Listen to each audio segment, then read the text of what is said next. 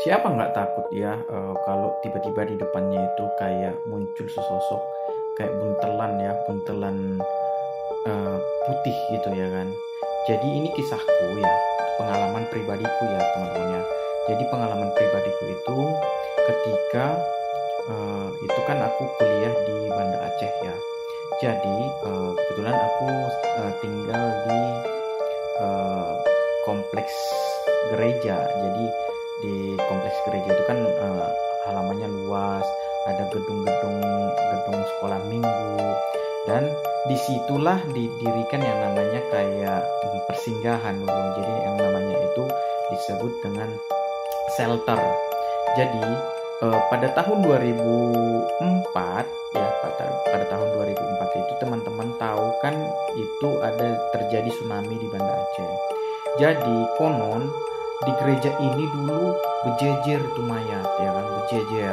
Jadi pokoknya tempat pengungsian juga ya. Jadi banyak itu mayat dulu di situ.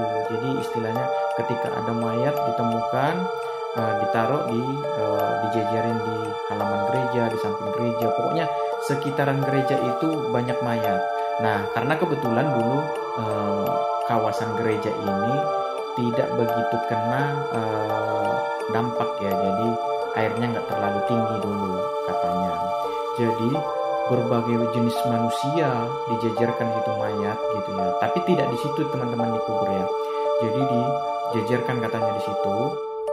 Jadi pengungsi juga ada di situ. Jadi yang misalnya rumahnya kena, yang ini itu gedung sekolah minggu di samping gereja itu ditaruhkan yang dijadikan jadi markas pengungsian sementara gitu kan.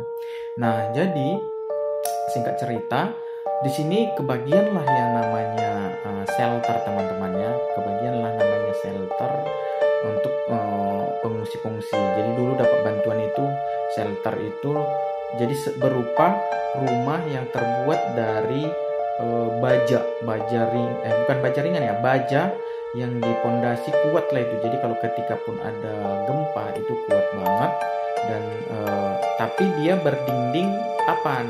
Nah, nanti saya cantumkan seperti gambar di atas ini. Inilah yang disebut shelter. Jadi ini kebetulan di gereja ini kan ditaruh di kamar-kamar gitu. Jadi sekat-sekat biar muat beberapa orang yang bisa mengungsi di situ kan. Jadi kebetulan kan itu aku tahun 2012 ya.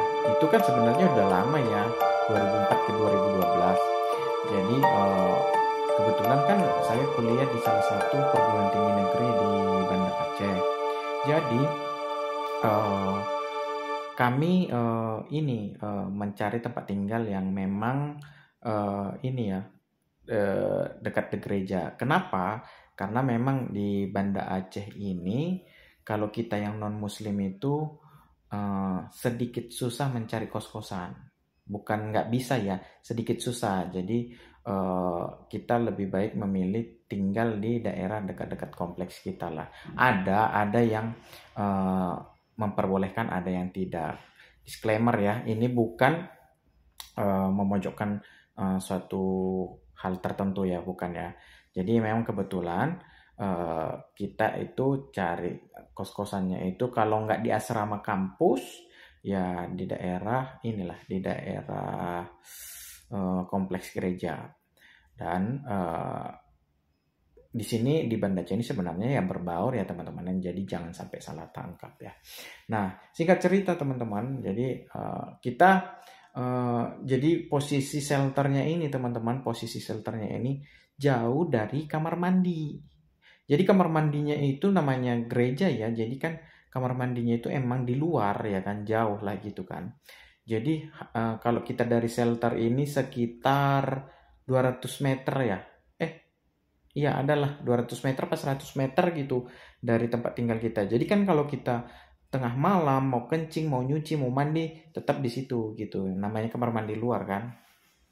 Jadi singkat cerita teman-teman, datanglah sebuah biasanya kan kalau di ini namanya gereja ya, jadi ada aja ya kegiatan, ada aja kegiatan.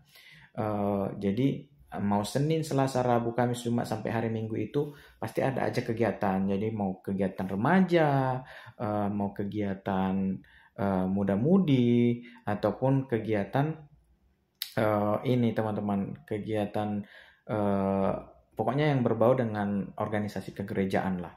Jadi pada saat itu kan kita satu kamar satu, jadi di dalam shelter itu ada sekitar 5 orang apa 6 orang ya gitu. Jadi masing-masing satu. Jadi karena kan kebetulan saya penakut ya teman-teman ya, saya penakut. Jadi ketika saya keluar nih ya, saya keluar mau kencing. Cuman saya lihat kebetulan hari itu kalau nggak salah itu posisi bulan 12 kalau nggak salah. Jadi posisi bulan 12 otomatis orang-orang pada pulang kampung. Jadi kayak ada suatu waktu itu hari tertentu itu sepi banget. Nah, jadi posisinya itu malam itu gerimis, terus gelap lah, ya kan. Nah, siapa sih yang mau keluar kalau lagi gerimis-gerimis ya kan. Nah, ketika aku mau ke ini teman-teman ya, mau ke kamar mandi, gue mikir nih teman-teman. Nah, di belakang shelter ini tanah kosong, jadi tanah kosong lah kan, di belakang shelter ini tanah kosong.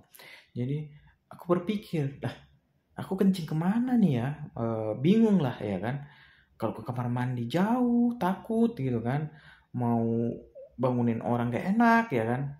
Ya udahlah. Aku bukalah itu pintu belakang shelter, kayak pintu dapur lah kalau kayak rumah ya. Nah, kan di belakangnya tanah kosong gitu kan. Jadi teman-teman, pas aku kencing lah ini ya kan, kencing. Pas ku buka itu pintu, pas ku buka, sebenarnya eh, nggak tahu memang dari naluri aku penakut atau gimana. Aku sebenarnya feeling udah kayak nggak enak gitu, maksudnya, aduh nggak enak nih, maksudnya, aduh, apa bulu kundukku juga sebenarnya udah nggak enak, tapi namanya mau kencing kan ya. Kubukalah itu pintu, kubukalah pintu belakang itu, dan tahu teman-teman, kulihatlah sosok gelap begitu kan, nih sampai merinding gue teman-teman. Kulihatlah itu sosok kayak putih, apa ya, kayak pocong lah, kalau menurutku kayak pocong ya. Itu bentuknya kayak buntalan kain yang berbentuk kayak pokoknya kayak pocong lah. Nah, cuman dia ini apa, nggak menghadap ke aku kebetulan kan. Cuman aku pura-pura nggak lihat itu ya, aku pura-pura nggak lihat. Yang namanya kita takut kan, kita pasti fokus lihat ke satu tempat yang mungkin ini, contoh misalnya kan kita melihat ke bawah aja atau ke atas aja gitu, pasti kan kita yang namanya lagi takut itu nggak bakalan lihat kemana-mana gitu kan. Jadi pas kulihat lah itu teman-teman ya, langsung sampai ini ya, sampai kencing, langsung lari lah aku ya kan, langsung lari, nggak kunci lagi pintu itu. Terus aku takut, maksudnya loh makin datang pula nanti nih kan gitu kan. Nah terus pergilah aku lagi, kencingku masih setengah ini, langsung kutahan itu kencing, kututupkanlah pintu itu, dan seolah-olah buntalan pocong ini kayak matanya bersinar gitu, bayangkan teman-teman, kayak bersinar gitu, kayak mata merah gitu, kayak ngelihat aku gitu kan.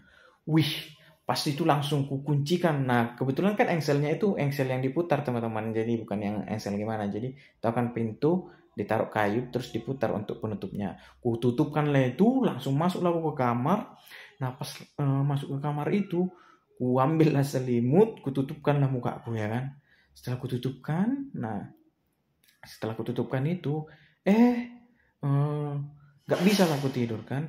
Akhirnya aku nggak bisa tidur lah sampai ini, nggak bisa tidur lah aku sampai pagi kan. Setelah nggak bisa tidur kan, ku tanya lah ini maksudnya yang memang sesepuh lah, bukan sesepuh sih, yang udah lama tinggal di situ. Katanya memang dulu tempat peninggalan mayat dulu di situ, dibaris-bariskan di itu. Terus berselang 6 tahun kemudian, katanya sekitar tahun 2010 kalau nggak salah, ditemukan sebuah kerangka di bawah shelter itu. Itulah ngeri kali nih, kayak mana teman-teman, serem kali kan kayak gitu. Kalau aku, aduh, ngeri lah kayak gitulah. Oh, apalagi awak penakut kan, ih, nggak tahu lah. Mungkin inilah cerita.